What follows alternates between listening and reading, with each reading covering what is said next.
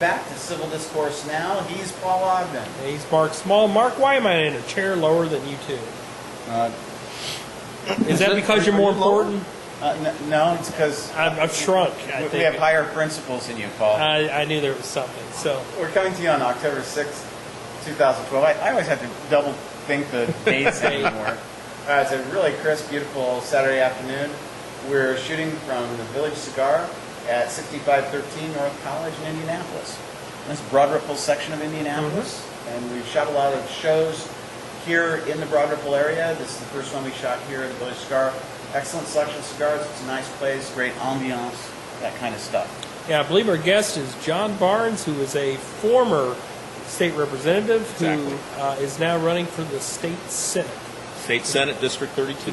Is there a libertarian in that race? There is not. There's not. I was kind of hoping there would be, but there's not. Okay. Yeah. Interesting.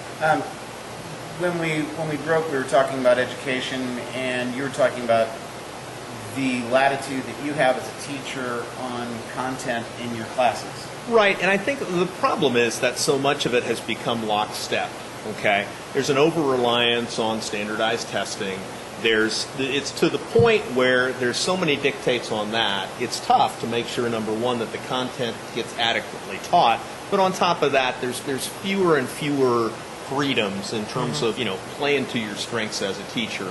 Some teachers are better with the technology piece. Some are better with, interactive role-playing, and everybody needs to mix it up, but, it's difficult because we're trying to do more and more with less and less. But on top of that, you have a lot of these restrictions coming up, so it's difficult. Do you have time restrictions on your day when you have to do certain things? Because Paul was mentioning last segment, Mark Waterpole as candidate for state senate. He was on last week. He mentioned his wife's a school teacher. Sure. She can't do certain things before. She has to be in school a certain time. Absolutely. There are those. There are increased numbers of meetings.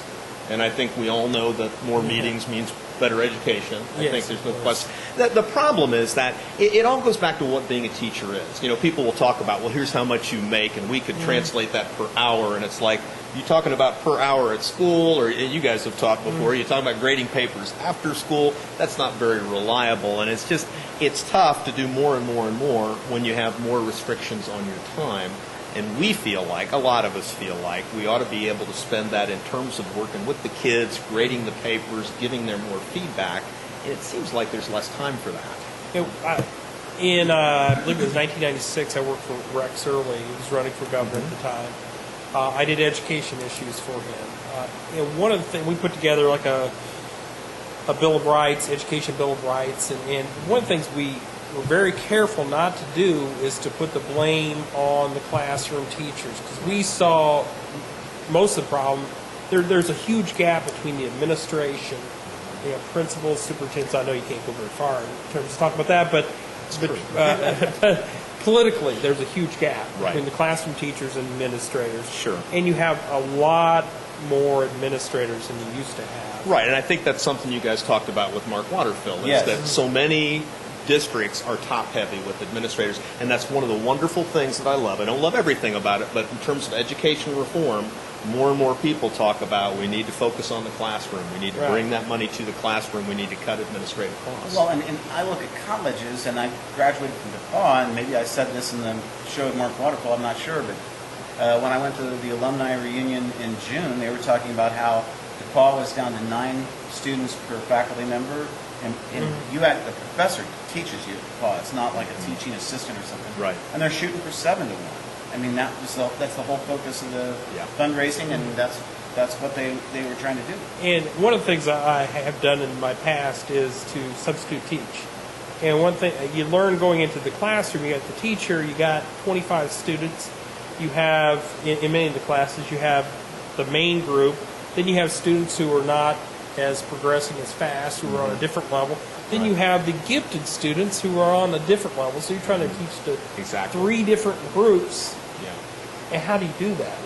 It's very difficult. It's like trying to adopt this shotgun approach that I'm going to find this middle ground where everybody might be able to stay awake, but at the same time then figure out a time I'm going to work with this group while they're doing this, I'm going to work with this group while they're doing this, and supervising everybody and making sure that they're doing what they're supposed to do. And at Warren, I love Warren Township, but again, like you talked about, class size, to listen to these people say class size doesn't matter, it's like, really? And when you have a class of, let's say, senior required government or economics, you have to have it to graduate, and you've got 35, 36, 37 kids, second semester senior year, they have to pass it to graduate, you're like, this is not a good formula. The one thing I learned from substitute teaching over the short period in which I substitute taught was 7th and 8th graders. Oh, they're the ones. It's like, who did this to me? Why am I doing this? And the same day I had like a physics class where I'm coming in like sweating and I felt like I'd gone through a war. And these physics students are going, is it okay if we do our projects?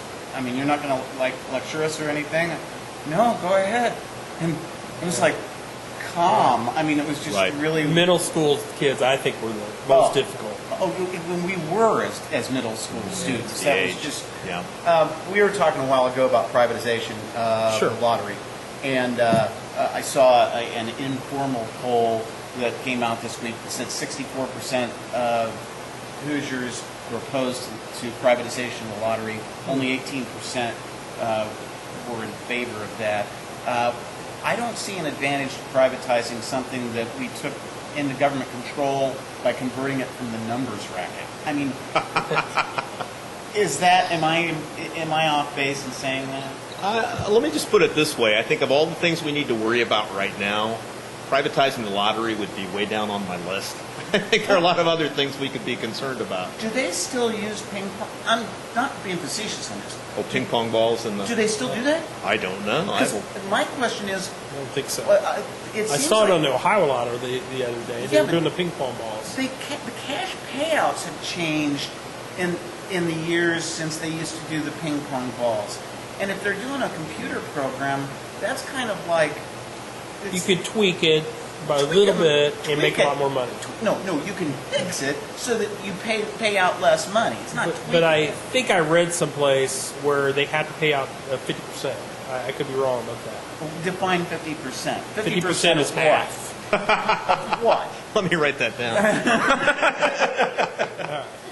I mean, is that gross intake? I find it, and I wrote about this in my blog. I find it interesting that this is getting pushed at the end of Daniel's term.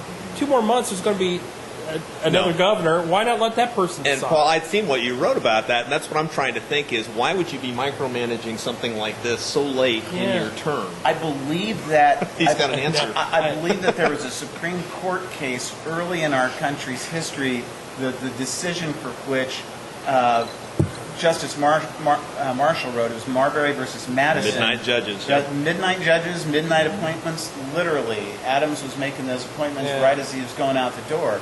But getting back into, and I wasn't being facetious about the 50%. If they define 50% as being of the gross revenue, okay, fine. That's pretty easy to figure. If they're defining it as 50% of the net after operating expenses, does that include like the real expensive whatever coffee makers that they had in the headquarters down there? The televisions and the exercise equipment? Or operating costs in terms of what they're running on computer programs, and when you get it privatized, what's the overhead for that corporation? Is that included? So all of a sudden you've got less money, plus that private corporation. Our government does not have to pay income tax on what it makes on the lottery. That private corporation would, and that money's going to come out of someplace, and that's probably winnings of the people that are playing the lottery like I do every week for my retirement plan. Yeah, exactly. Public transportation. Yes, sir. That's going to be an issue in the next legislative session.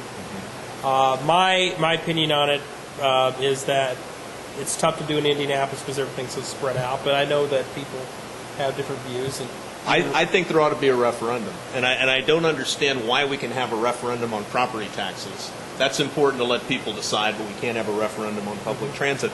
I don't see the danger there. It's scary. You guys remember the Star ran a series of articles a year or two back, seems like it was in 2010, where they talked about what a wonderful public transit system we had 100 years ago. I think it's still a newspaper. I'm not sure. They don't have a building down there. Well, good point. But when you talk about the mix they had with the interurbans and the electric street and all that different stuff, and it's like, and we're not only do we host a Super Bowl, we want another one, but we don't have an adequate public transportation system. That's just And it's. I don't know if you guys have lived in a city with a major transportation system. Madison, Indiana. Yeah, Madison, Wisconsin. I lived in. It had an adequate transportation system. It was rated one of the best in the country. But I lived in Chicago. I mean, Chicago, you could walk. If you lived half a block from a major street, you could be pretty confident during regular hours, meaning like 6 in the morning or 5 in the morning until 9 at night. About 10, 15 minutes, you're going to get a bus. And cabs were pretty cheap. There wasn't like a monopoly on things, it didn't seem like. And they had the trains that went everywhere, not only the L, but they had regional transit.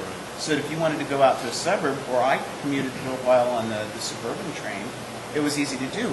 Here they could do something with light rail.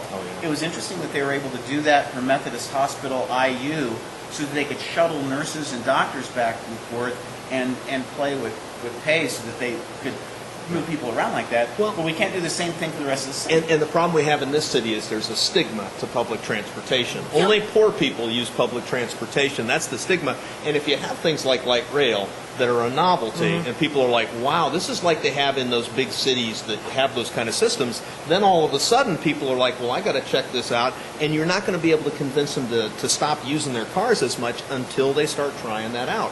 What better way? Plus, Amtrak's in my district.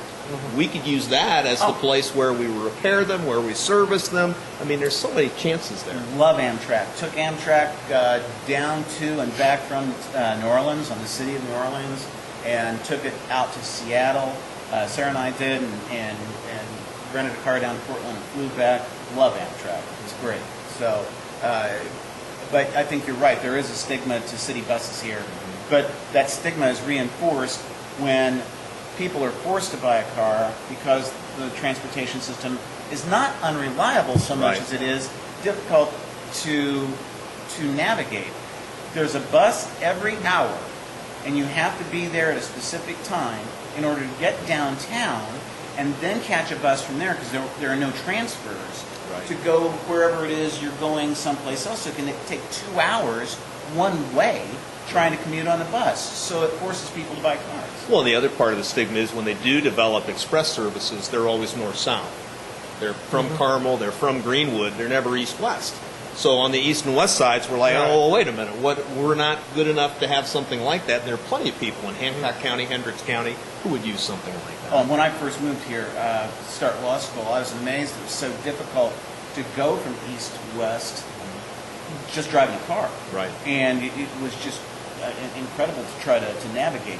What would the one thing that I've asked several of our guests who are running for the legislature? Sure. Indiana ranks really towards the bottom of my understanding for getting our federal tax money back we pay into the feds.